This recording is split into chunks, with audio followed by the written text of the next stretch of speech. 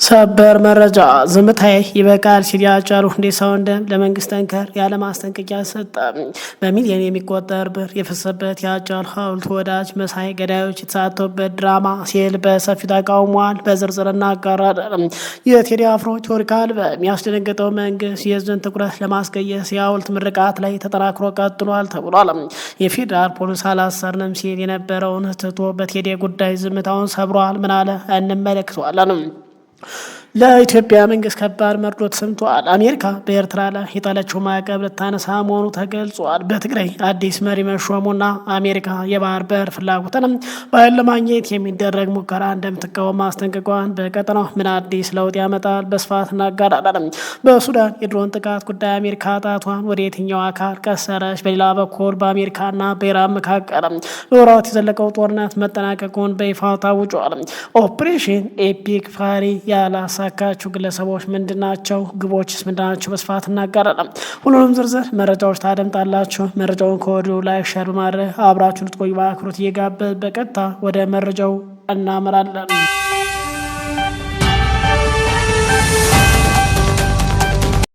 በቅድሚያ ሰበር መረጃውና አስቀዳሚ የሃጫሉ ሁንዴሳ ወንድም ዝምታዬ ይበቃል ሲል ለመንግስት ከበድ ያለ ማስጠንቀቂያ ሰጥቷል። በአዲስ አበባ የተመረቀውና ዕድሜ የሚቆጠር ብር የፈሰበት የሃጫሉ ሐውልት ለምን ተቃውሞ ገጠመው? መነጋገሪያ ሆኗል። ወዳጅ መሳይ ገዳዮችና የሐውልት ድራማ ሲል ሲሳይ ሁንዴሳ የወረወረው ቃላት መነጋገሪያ ሆኗል። በቅርቡ የአርቲስት ቴዲ አፍሮ ኢትዮሪካ አልበም መለቀቁን በተለይ ደግሞ ዳስታር የተሰኘው ሙዚቃ በሳምንታት ውስጥ ከ22 ሚሊዮን በላይ እይታ ማግኘት ተቃጥሎ መንግስት የህዝቡን ትኩረት ለመሳብ የጀመራቸው የሐውልት ምርቃት አጠናክሮ ቀጥሏል ተብሏል። መንግስት በሚሊዮን የሚቆጠር ብር ወጪ በማድረግ የገነባቸው ያላቸው የአርቲስቶችና ሴቶች ሐውልት ቢመረቁም ሐውልቶች ከተሰሩላቸው ሰዎች ጋር ፍጹም አለመመሳሰላቸው በብዙዎች ዘንድ ትችት እያስነሳ ቀጥሏል። ከነዚህ መካከልም ደግሞ በአዲስ አበባ በጠራራ ፀሐይ የተገደለውና ገዳዮች እስካሁን በግልጽ ያልታወቁለት የድምጽ ሃጫሉ ሁንዴሳ ሐውልት አንዱ ነው። መንግስት ትናንት በአዲስ አበባ መታሰቢያነት የፈረስ ላይ ሐውልት አድርጎ አስመርቀዋል። ይህ ሐውልት አርቲስቱን ከአጼ ሚኒሊክ ጋር በሚመሳሰል መልኩ ፈረስ ላይ አስቀምጦ መገንባቱ በትናንትናው ምርቃት ላይ የታየ ሲሆን ክስተቱ ግን ከሃጫሉ ወንድም ከባድ ተቃውሞ ገጥሞታል። የሃጫሉ ሁንዴሳ ወንድም ሲሳይ ሁንዴሳ ከአርቲስቱ ህልፈት በኋላ ለዓመታት ሲታዘባቸው የቆዩትን ድርጊቶች አስመልክቶ ለመጀመሪያ ጊዜ ጠንከር ያለ መልእክት አስተላልፈዋል። ሲሳይ ዝምታን እንደ መስማማት ለሚቆጥሩ አካላት ምላሽ መስጠት ግዴታ ሆኖ አግኝቼዋለሁ ሲል ማስጠንቀቂያውን ሰጥቷል። ሲሳይ ሁንዴሳ በመግለጫ ወዳጅ መሳይ ገዳዮችና የቅርብ ነን የሚሉ ግለሰቦች የሚፈጽሙት ድርጊት ፍጹም ነውር ሲል ዘልፏቸዋል። በተለይም ደግሞ የመታሰቢያ ሐውልት ምርቃትን ድራማ ሲል የጠራው ሲሳይ ሐውልቱም ተገነባ ከተባለ ከቆየ በኋላ ዛሬ እንደ አዲስ ይፋ መደረጉ የዚህ ድራማ አካል ነው ሲል ገልጿል። የጊዜ ጉዳይ ነው ሲለም ስለ ፍትህ ቀን እንደሚቆጥር አስታውቋል። የሃጫሉ ወንድም ያስተላልፈው ማስጠንቀቂያ በብዙዎች ዘንድ አነጋጋሪ ሆኖ ቀጥሏል። መንግስት በቴዲ አፍሮ ስኬት ተደናግጦ የሐውልት ምርቃት ላይ ተጠምዷል በማለትም ገልጾ በተለይ በቴዲ ብስጭት የተነሳ ከዚህ በፊት ከዓመት በፊት የሰራን የሃጫሉ ሐውልት ዛሬ ዳግም ማስመረቁ መነጋገሪያ ሲሆን ከቀናት በፊት ቴዲን በተመለከተም በብስጭት ሀሳብ የሰነዘሩት ከንቲባ አዳነች ከቴዲ ውጭ ለበርካታ አርቲስቶች እውቅና እንደሚሰጡ መግለጻቸው ይታወሳል። ባለበትም ከቀናት በፊት የቴዲ ሰዎችን አላሰርነ ውሸት ያለው የፌዴራል ፖሊስ በመጨረሻ ባልደረቦችን ማሰሩን በይፋ ገልጿል። የፌዴራል ፖሊስ ቀደም ሲል በሰጠው ማስተባበያ በድምፃዊ ቴዲ አፍሮ ጉዳይ የታሰረ ሰው እንደሌለ ቢገልጽም አሁን ግን በአርቲስቱ ባልደረቦች ላይ አቃቤ ክስ መመስረቱን አረጋግጧል።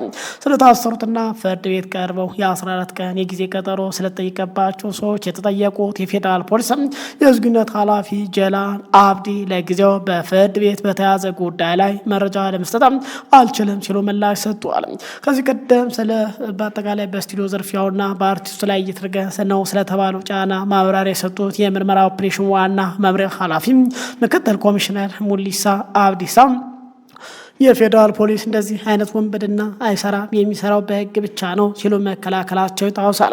ኮሚሽነሩ አክለው ፖሊስ በሚሰራቸው ኦፕሬሽኖች ውስጥ ከአርቲስቱ ጋር የሚገናኝ ምንም አይነት ድርጊት እንዳልተፈጸመ ገልጸው ነበር።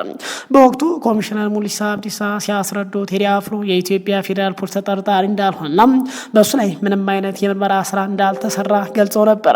አርቲስቱ በቤቱ በሰላም እየኖረ እንደሚገኝ ገለጹ። ኮሚሽነሩ የሙዚቃ መሳሪያው ተወሰደ ተብሎ የተወራው ውሸት መሆኑን በማህበራዊ ሚዲያ የሚዘዋወሩት ፎቶዎች በሰው ሰራሽ አስተውሎ ወይም በአይ የተሰሩ ናቸው ሲሉ አስተባብለዋል።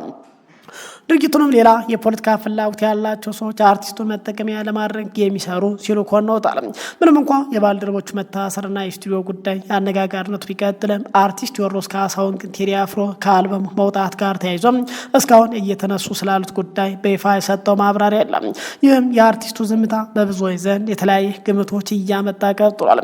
አርቲስቱ ተቃውሞ ከማሰማት ወይም ስለ ስቱዲዮ መዘረፍና ባልደረቦቹ መታሰር ጉዳይ ከመናገር ይልቅም ዳስታለንና ሌሎችን ሙዚቃዎችን በተለይ በአጠቃላይ በአረብኛ በእንግሊዝኛ እየቀየረ በሶሻል ሚዲያ ላይ የለቀቀ ለዓለም እያዳረሰ ቀጥሏል። ከወደ ኤርትራና እንዲሁም ከወደ ሱዳን ለኢትዮጵያ ገዢ መንግስት ከባድ መርዶ ተሰምጧል። ነገሮች በየደቂቃው በመቀየር ላይ ናቸው። የምስራቅ አፍሪካ ጉዳይ የማይጨበት ሆኖ ቀጥሏል። ትናንት በትግራይ የገዢ መንግስት መሪ ተባሮ ህወሓት አዲስ መሪ መሾሙ ይታወሳል። ከዛም አልፎ በገዢ መንግስት ላይ ያመፁ ኃይሎች ማለትም የፋኖ የኦነግ የህወሓትና የሻዕቢያ ኃይሎች አለፍ ብሎም የሱዳን መንግስት በጋራ ጥምር መመስረታቸው እየተነገረ ባለበት ሰዓት አሜሪካ በኤርትራ ጉዳይ ለኢትዮጵያ መንግስት ከባድ መርዶ ማሰማቷ ተገልጿል። አሜሪካ በቀይ ባህር ዳርቻ ቁልፍ ቦታ ላይ በምትገኘው ኤርትራ ላይ የጣለችው ማዕቀብ ልታነሳ መሆኗን የሚያመላክት የመንግስት ውስጣዊ ሰነድ መገኘቱን ሮይተርስ ዘግቧል። ይህ ፕሬዚዳንታዊ ትዕዛዝ በቀናት ውስጥ ተግባራዊ ሊሆን እንደሚችል ሰነዱ ቢያመላክትም ኤርትራን ጨምሮ በሌሎች ሀገራት ላይ የጣሉት እቀባዎች መቼ እንደሚነሱ በይፋ የተገለጸ ነገር የለም ብሏል። ኢትዮጵያና ኤርትራ በትግራይ ጦርነት ወቅት በአንድ ጎራ ተሰልፈው ቢዋጉም የፕሪቶሪያ ሰላም ስምምነት ከተፈረመ በኋላ ግንኙነታቸው እየቀዘቀዘ መጥቷል። እንደውም ጦር ለመማዘዝ እየፎከሩ ይገኛሉ። በተለይ ደግሞ ጠቅላይ ሚኒስትር አብይ አህመድ በይፋ የባህር በር የማግኘት ፍላጎት መግለጽ ከጀመሩ ኋላ ግንኙነቱ ወደ ጠላትነት መለወጡ ይታወሳል። አሜሪካ የባህር በርን ባይል ለማግኘት የሚደረግ ማንኛውም አይነት ሙከራ እንደምትቃወም ለኢትዮጵያ በተደጋጋሚ ማሳወቋን ውስጣዊ ሰነዱ ያሳያል። በተደጋጋሚ አሜሪካ ወይም የአሜሪካ መንግስት ለኢትዮጵያ መንግስት ጠቅላይ ሚኒስትር አብይ አህመድ በመደወል ማስጠንቀቃቸውን ተገልጿል። ከዚህ በተጨማሪ ሁለቱ ሀገራት አንዳቸው በሌላኛው ውስጣዊ ጉዳይ ላይ በሚያደርጉት አለመረጋጋት የሚፈጥር ተሳትፎ የተነሳ ማሳሰቢያ ተሰጥቷቸዋል ተብሏል። አሜሪካ ከኤርትራ ጋር ግንኙነት ለማሻሻል የፈለገችው በቀይ ባህር ላይ የሚኖረው የንግድ ቁጥጥር አስፈላጊነት ግምት በማስገባት እንደሆነ ተንታኞች ገልጿል። የቀድሞ ፕሬዚዳንት ጆ ባይደን ኤርትራ በሰሜን ኢትዮጵያ ጦርነት ውስጥ በነበረ ተሳትፎ ምክንያት ማዕቀብ ጥለውባት የነበረ ቢሆንም አሁን ያለው የፕሬዚዳንት ዶናልድ ትራምፕ አስተዳደር ግንኙነት ለማሻሻል ግምገማ እያደረገ መሆኑ ተገልጿል። ይህን ተከትሎ በዋሽንግተን የሚገኝ የኤርትራ ኤምባሲ በሁለቱ ሀገራት ግንኙነት መሻሻል ላይ የሚሰጡ አሉታዊ አስተያየቶች የሚተች መግለጫ አውጥቷል። ይህም እንግዲህ ለኢትዮጵያ መንግስት ከባድ መርዶ መሆኑ ተገልጿል። ሌላው እንግዲህ ከባድ ዜናም ተሰምቷል። በተለይ ደግሞ ከቀናት በፊት የሱዳን መንግስት ከባህር ዳር የተነሱ ድሮኖች ተደበደብ ማለታቸው ይታወሳል። የኢትዮጵያ መንግስት ፍጹም ውሸት በማለት ማጥጣሉ ይታወሳል። ታዲያ ዛሬ ግን ከወደ አሜሪካ በተመሳሳይ ለኢትዮጵያ መልካም ያልሆነ ዜና ተሰምጧል። ከትናንት በስቲያ በካርቱም ዓለም አቀፍ አውሮፕላን ማረፊያና ሌሎች የሲቪል ተቋማት ላይ የተፈጸመ የድሮን ጥቃት ተከትሎ የዓለም አቀፍ ማህበረሰብ ቁጣ እያየለ መጥቷል። ኳታር ጥቃቱን ማውገዟ ተከትሎ አሜሪካ ጉዳዩን ወደ ላቀ የዲፕሎማሲና የፖለቲካ ማስጠንቀቂያ ደረጃ አሸጋግረዋለች። በአረብና አፍሪካ ጉዳይ የአሜሪካ ከፍተኛ አማካሪ ዛሬ ባወጡት ወሳኝ መግለጫ የጥቃቱ ፈጻሚዎችና ከጀርባ ድጋፍ የሚሰጡ የውጭ ሀገራት ላይ ቀጥተኛ ጣት ተቀስሯል ብሏል። አሜሪካ በመግለጫዋ የድሮን ጥቃት የተፈጸመው በሱዳን ፈጥኖ ደራሽ ኃይል መሆኑን በግልጽ በማመልከት ኃይሉን በቀጥታ ተጠያቂ አድርጋለች።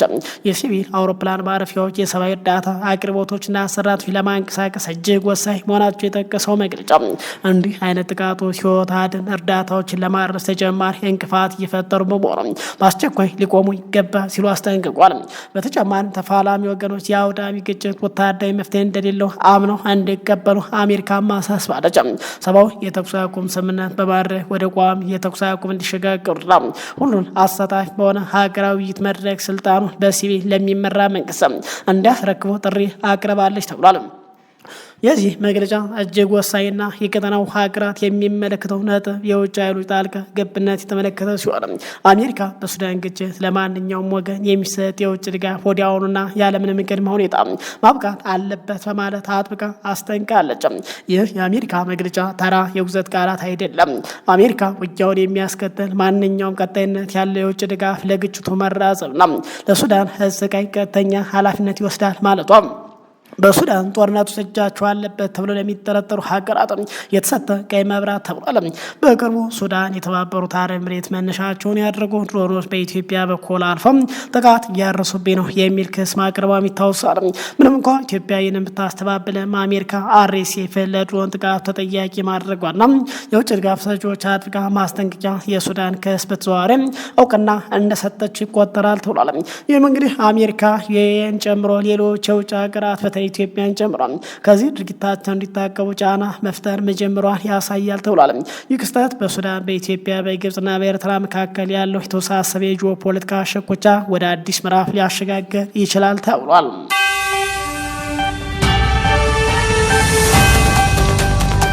ሌላው ዛሬ ዓለም ከወደ ኢራንና አሜሪካ እስራኤል ጦርነት መልካም ዜና ሰምቷል። ዛሬ በአሜሪካና በኢራን መካከል ለወራት የዘለቀው ወታደራዊ ውጥረት አዲስ አቅጣጫ መያዙ ተሰምቷል።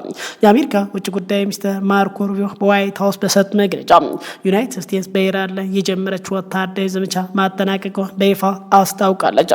የዘመቻው መጠናቀቅ ምን ትርጉም አለው የሚለው መነጋገሪያ ሆኖ ቀጥሏል። የዘመቻው በአጠቃላይ መጠናቀቅ የአሜሪካ ውጭ ጉዳይ ሚኒስትር ማርኮ ሩቢዮ ማክሰኞ ዕለት በዋይት ሀውስ በሰጡት መግለጫ ዩናይትድ ስቴትስ ዓላማዎቿን በማሳካቷ በኢራን ላይ የጀመረች ወታደራዊ ዘመቻ መጠናቀቁን በይፋ አውጇል። ኦፕሬሽን ኤፒክ ፋሪ የተሰኘውና የካቲት 21 2018 ዓ.ም የተጀመረው ይህ ዘመቻ አሁን ላይ ግቡን መምታቱ ሚኒስትሩ ተናግሯል። ሩቢዮ አክለው የሰላም መንገድን መርጣለን፣ ፕሬዚዳንቱም ከስምምነት ላይ መድረስ ይፈልጋሉ ሲሉ የአሜሪካ ቀጣይ አቋም በይፋ አስታውቀዋል። በአጠቃላይ ይሁን እንጂ ዋናው ዘመቻ መጠናቀቁ ቢገለጽም አሜሪካ ሰኞ ዕለት ሌላ አነስተኛ መጠን ያለው ዘመቻ መጀመሯ ታውቋል። የዚህ አዲስ ዘመቻ ዋና ዓላማ የሆርሙዝ ወሽመጥ ለዓለም አቀፍ መርከቦች ክፍት ማስደረግ መሆኑን ማርኮ ሩቢዮ አብራርቷል። ይህ ዘመቻ ከመጀመሪያው ወታደራዊ ዘመቻ የተለየ መሆኑን የገለጹት ሚኒስትሩ አሜሪካ ካልተተኮሰባት በስተቀር ወታደራዊ ምላሽ እንደማትሰጥ አረጋግጣለች። በአጠቃላይ አሜሪካ በኢራን ላይ ጦርነት የከፈተችበት አንዱና ዋናው ምክንያት ኢራን የኒኩሌር ጦር መሳሪያ እንዳታመርት ለመከላከል መሆኑ ይታወቃል።